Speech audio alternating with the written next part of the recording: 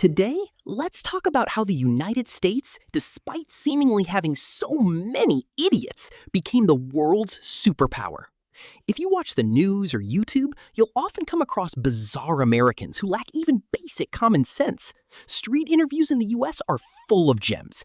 Ask someone where the British Queen is from, and they might hesitantly reply, France? Others think the Great Wall of China is in Japan, or that the Panama Canal is in Europe. Some don't even know how many states America has. When asked how many people live on Earth, one person confidently answered 200 trillion. During the COVID-19 pandemic, some threw corona parties to challenge the virus, only for the host to catch it and die. Then President Trump claimed no one understood the virus better than him and suggested injecting or drinking disinfectants to kill it. A bunch of his supporters followed suit, ending up vomiting or coughing violently, yet still thanking Trump afterward. Beyond that, there are people who believe the Earth is flat, vaccines are poisonous, COVID-19 was fake, global warming is a hoax, or that it was all invented by China. All kinds of anti-intellectual nonsense. So why does America, which appears full of fools, remain the most powerful country on Earth? Our story goes back to 1787, to the Constitutional Convention in Philadelphia.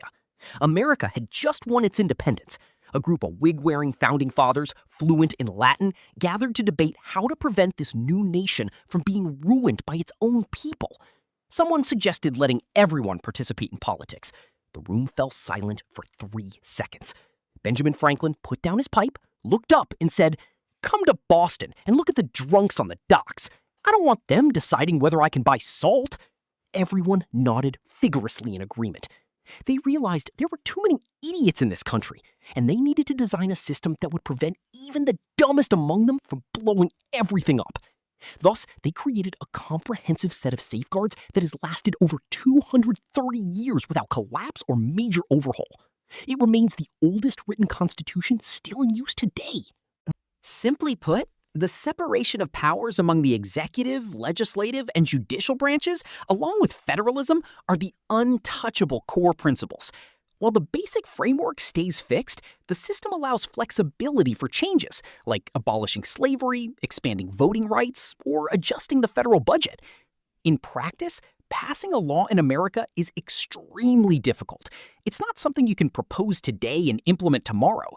A bill must pass the House of Representatives, then the Senate, and finally receive the president's signature. It sounds reasonable, but it's incredibly hard. You have to get people with wildly different ideologies, far left, far right, moderates, old school conservatives, and minority rights advocates, to battle it out. Only an absolute majority can move things forward. Extreme proposals rarely succeed. A super leftist bill to seize Elon Musk's wealth would die in the House. A hard right bill to completely ban immigration would be rejected by the Senate. Even if something barely passes both chambers, the president can veto it, sending it back for another round. The entire design prioritizes not efficiency, but preventing impulsive decisions. Laws must survive intense debate, and even if both houses and the president approve it, the Supreme Court steps in. Sorry, we need to check if this violates the Constitution. Supreme Court justices serve for life. They don't face re-election, don't chase polls, and ignore public opinion. Their only job is to interpret the Constitution. If someone tried to confiscate Musk's property, lawsuits would immediately follow, likely filed by Musk or his legal team. The justices would cite the 5th and 14th Amendments. Private property is sacred and inviolable. Unequal treatment is prohibited. Game over. This combination of checks and balances acts as the nation's fuse against idiocy and emotional outbursts. No matter how heated the public gets, major bills must pass multiple hurdles and constitutional review before becoming law. Don't think the president is all-powerful.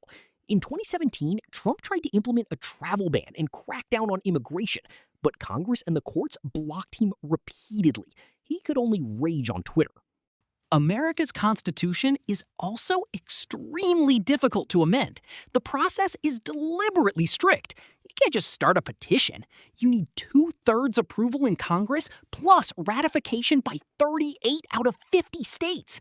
The Founding Fathers anticipated that Americans would go crazy, argue, and lose emotional control, so they welded explosion-proof mechanisms into the system to limit federal power. Don't forget, America is a federal republic. Each state is like a mini country with its own laws, policies, and style. Governors often matter more than the president in daily life. Florida can be strict and conservative, California can lean far left, Texas can be tough and traditional, and Hawaii can be laid back and chill. Yet, the country as a whole keeps functioning. You see this in action. Florida bans teachers from discussing certain LGBTQ+ topics and triggers international outrage.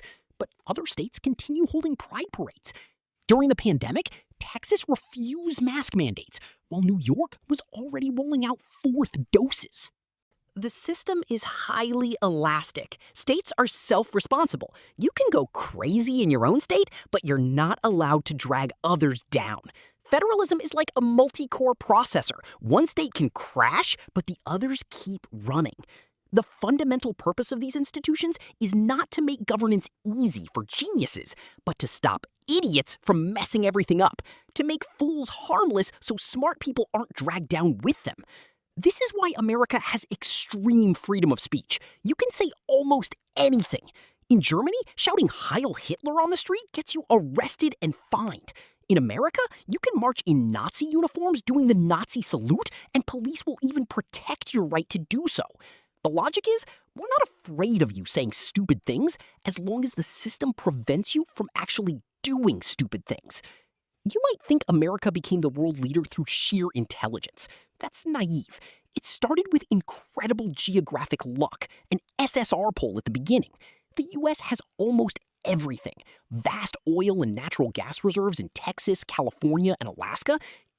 It's the world's top producer of corn and soybeans, with massive exports, rich mineral resources including nickel, tungsten, and tin, plus advanced refining technology. Its huge territory features diverse climates, deserts, forests, tundra, perfect for any kind of research without leaving the country. Its geography is the ultimate cheat code, protected by two oceans with no strong enemies to the north or south. America could develop safely and steadily. On top of that, America has a special talent for making money, effortlessly. It has the world's largest GDP, accounting for about 25% of global output. The dollar is the world's reserve currency, making up over 60% of global foreign exchange reserves. When America prints money, it exports inflation to others. International trade, from oil and chips to credit card payments, runs on the dollar. Failure isn't fatal in America because there's plenty of capital. If you have an idea, investors will fund it. Nvidia, Google, and Tesla all burned through huge sums before succeeding. While some Americans are on TikTok drinking bleach or planning school shootings, others, like Elon Musk, are planning Mars colonization, with robots targeted for late 2026. Nvidia is building the world's most powerful AI chips, and Google and Microsoft are pouring resources into quantum computing. Diseases like cancer, Alzheimer's, and even aging itself might be cracked by quantum power. Whether it's scrappy startups, European tech giants, or Asian manufacturers, they all eventually come to Wall Street to raise capital and list. The money flows back to America. The US dominates the most profitable upstream sectors: design, finance, marketing, patents, and IP, while outsourcing production and pollution to China, India, and Taiwan, keeping the profits at home. This is America, full of slackers doing dumb stuff every day, but also home to brilliant minds with crazy ideas pushing humanity forward. But don't think it's just engineers and Wall Street bankers. America also has the world's most powerful military, the undisputed global policeman. Its 2024 defense budget neared $880 billion, roughly equal to the combined spending of the next 9 countries. It operates 11 aircraft carriers, the advanced F-22 stealth fighter, the largest nuclear arsenal and submarine fleet, and about 800 military bases worldwide. It can project power to any corner of the planet within 48 hours. America secures sea lanes, energy supplies, and global trade routes. Other countries may dislike the US, but they don't dare go too far because they can't win. The US protects not only itself, but also allies like NATO members, Japan, and South Korea. This military strength underpins trust in the dollar and allows America to shape international law, sanctions, and diplomacy. America is also the world's strongest cultural exporter. Hollywood and Netflix influence us every minute. Its social platforms, X, YouTube, Instagram, Facebook, are used globally. Even videos mocking American idiots are watched on YouTube. We laugh at them using their own tools. Even more impressively, like a magnet, America absorbs talent from everywhere. MIT, Stanford, and Harvard draw the world's brightest young minds. Many stay to work and innovate, dominating fields like AI, quantum computing, and medical breakthroughs. Talents painstakingly trained in Taiwan, India, and China often end up contributing to America instead. Every country has its share of fools. The difference is that America's idiots are highly visible because of its extreme freedom. Flat earthers, anti-vaxxers, and 5G conspiracy theorists can publish books, appear on TV, and spread wildly, creating the illusion that all Americans are like that. In reality, they are a minority. Just look at Taiwan. People lose billions of NT dollars daily to scams. Some believe Jensen Huang created a secret line group to give away graphics cards. Others fall for romance scams involving fictional generals in Iraq. You wonder how they survived compulsory education. In the end, America's strength comes from multiple factors. That pile of idiots doesn't really matter. The founders knew they would exist and designed a system that could handle them. Not only does it neutralize their harm, but it even profits from them. As long as a small group of smart, capable people drive progress and the rest don't drag everyone down, the country thrives.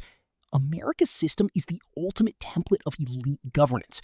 Institutions block disasters, hold the bottom line, and ensure that when the few are strong enough, the whole doesn't collapse.